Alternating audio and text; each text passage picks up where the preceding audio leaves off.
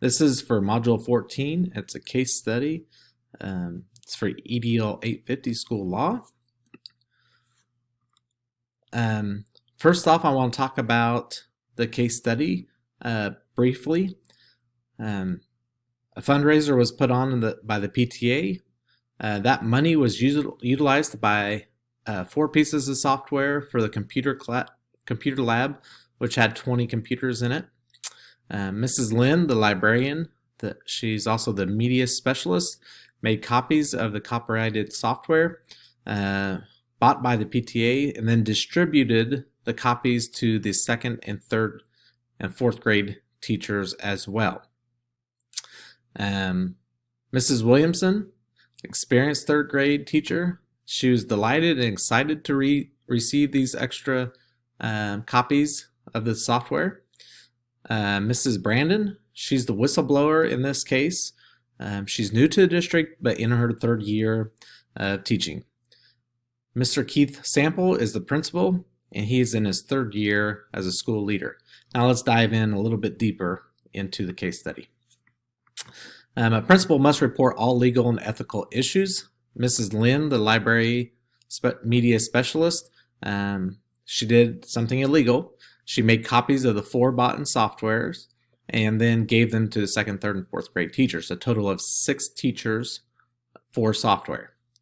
Infringement of this copyright law, infringement of the copyright law of 1976, 4 pieces of software times 6 teachers equals 24 infringements. Fair use for educators does not apply to software. It is legal to make a backup copy of the software in case your original copy gets ruined. That is the only time you can use the backup. Copyrighted material is protected for up to 95 years. Each infringement could result up to $150,000. In this case, there are 24 infringements. You take that times 150,000, that is $3.6 million. A principal must report all legal and ethical issues. Mrs. Williams, she's the experienced 3rd grade teacher. She was delighted to receive the copied programs and thanked Mrs. Lynn for her willingness to copy and purchase computer programs available to all teachers and more students. This is unethical by encouraging Mrs. Lynn to make copies of the software and give them to multiple teachers. Mrs. Brandon, this is her 1st year here at this school, refused the copy of the software and told the principal about Mrs. Lynn copying the software for the intent to install it on their computers in the classroom. This is ethical, as she could have not told anybody. Mr. Keith Sample, this is his 3rd year as a principal. In my view, it's very ethical. He told Ms. Lynn that I must make you aware that what you are doing is a violation of copyright and will mean serious consequences for the school, the district, and if discovered by the publisher. You'll have to collect all copies and stop making others.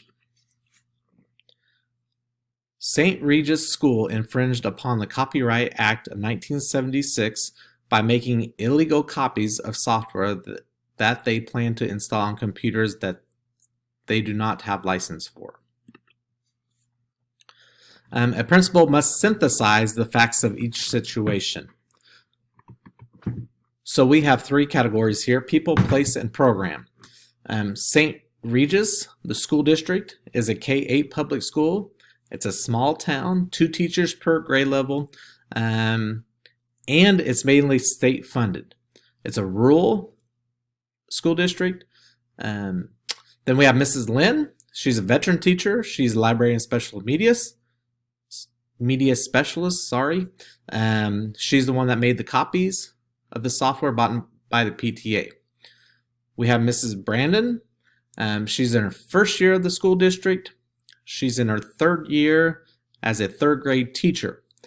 She's the one that contacted the principal about possible copyright infringement, as her previous school that her principal would not allow copying of software. Mr. Sample is a 3rd year principal.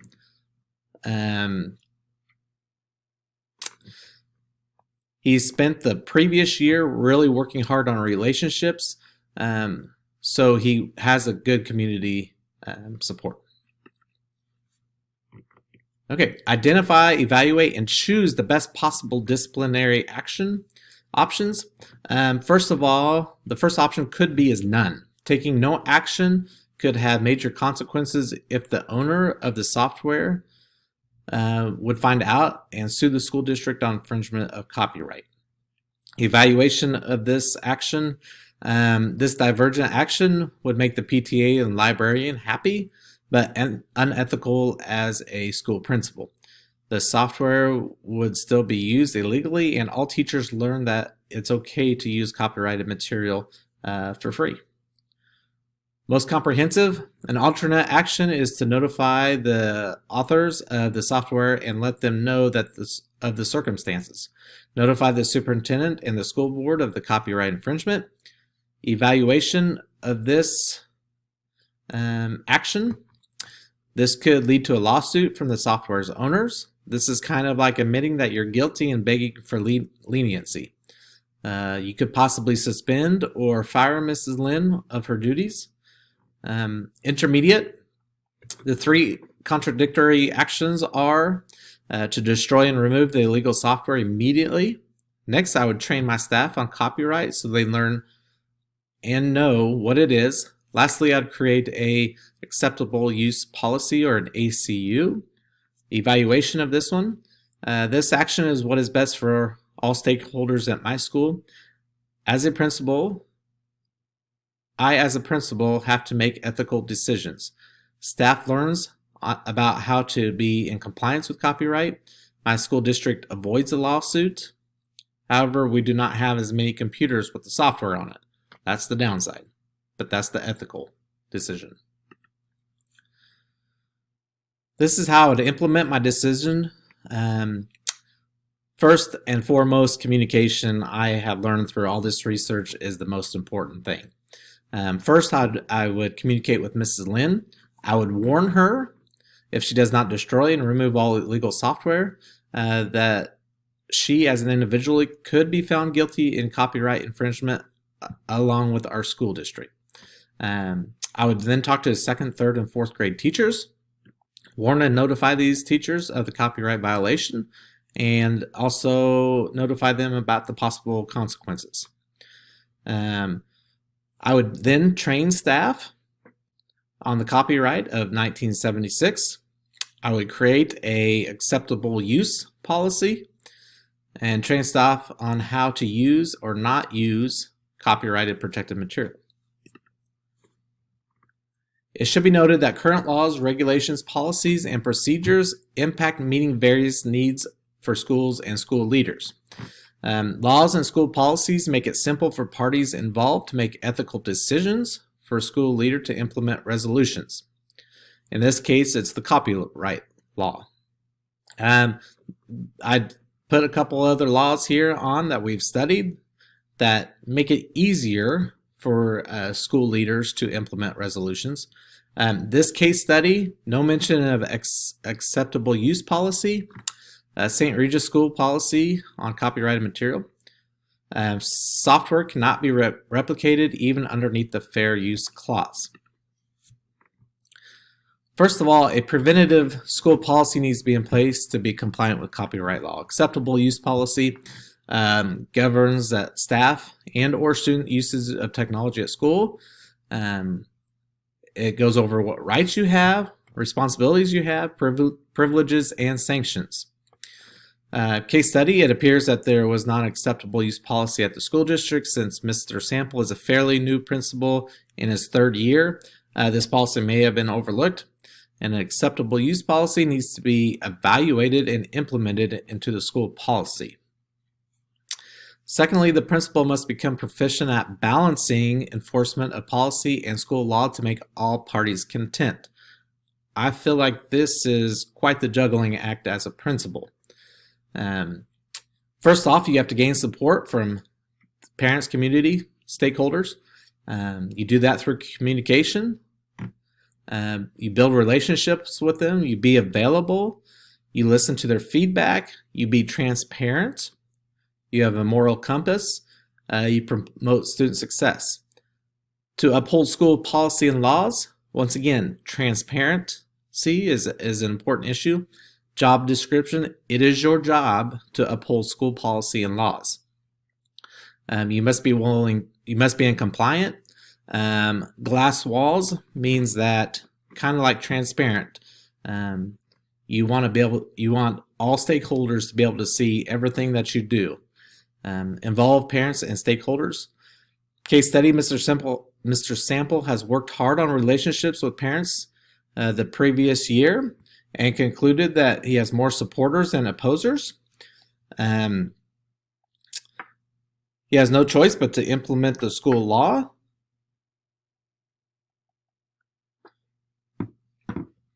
And make sure that school stays in compliance. He will need to communicate laws with teachers and PTA. Sorry, I was just checking the time I have. I'm kind of running short, so I'm going to have to kind of go through these a little bit quicker. Thirdly, administrators must evaluate and reflect on each situation policies in regard to legal, ethical, and equity issues. You must evaluate.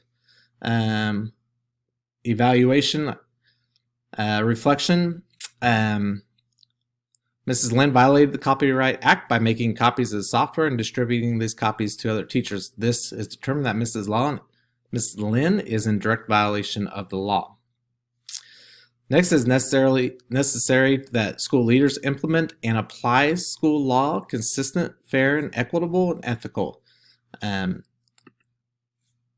Next, at this time, the school leader must communicate the policy, laws, regulations, procedures to appropriate school stakeholders, ways to communicate, PTA, presentation, digitally, hard copy, social media, in-person, open house, and workshops. Mr. Sample has the obligation to stakeholders to explain the consequences of copyright violation. The principal must monitor and ensure adherence to laws, rights, policies, and regulations.